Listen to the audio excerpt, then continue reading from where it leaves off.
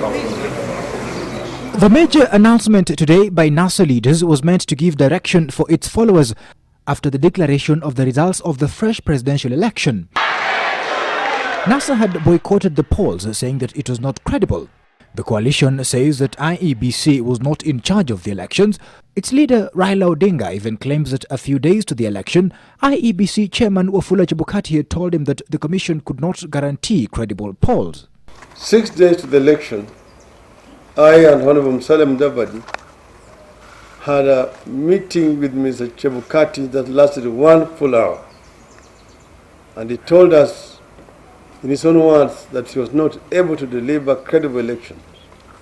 But he was going to meet with Honorable Uhuru Kenyatta on a Monday to tell him as much, and then he would move to court or he would resign. The coalition has raised numerous issues with the elections, but one which stands out is the turnout. They claim that only 3.5 million Kenyans turned out to vote, and not the figures released by IEBC of more than 7 million. They now say that the president-elect Uhuru Kenyatta has no legitimacy to rule the country. We in NASA are resolute that this sham election cannot and will not be allowed to stand. We will not allow two megalomaniacs to destroy the dream of freedom and democracy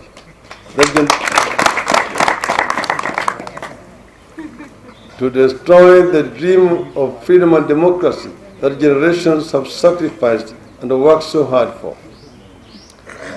We shall see to it that we conduct a free, fair and credible presidential election as ordered by the Supreme Court.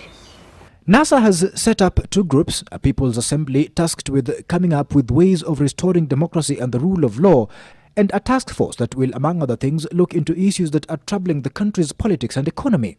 In the meantime, the national resistance movement will be in action. The resistance movement shall be responsible for implementing a vigorous, positive political action program that includes economic boycotts, peaceful processions, picketing, and other legitimate forms of protest. If there is no justice for the people, let there be no peace for the government. While he says he is ready for dialogue with all the other stakeholders in the political process, he maintains that such a dialogue will not be about anything else other than how soon another fresh election can be held. The political crisis we are in is about free and fair elections, specifically and fundamentally about democracy, constitutionalism and the rule of law. The Supreme Court ordered a repeat election held in compliance with the Constitution and the law. The order has not been complied with. It must be. It is in our best interest that we do so sooner rather than later. While NASA maintains that it will not allow the re-election of Uhuru Kenyatta to stand, it is still silent on whether it will go to the Supreme Court within the next 6 days to challenge it. Andrew Ochieng, NTV.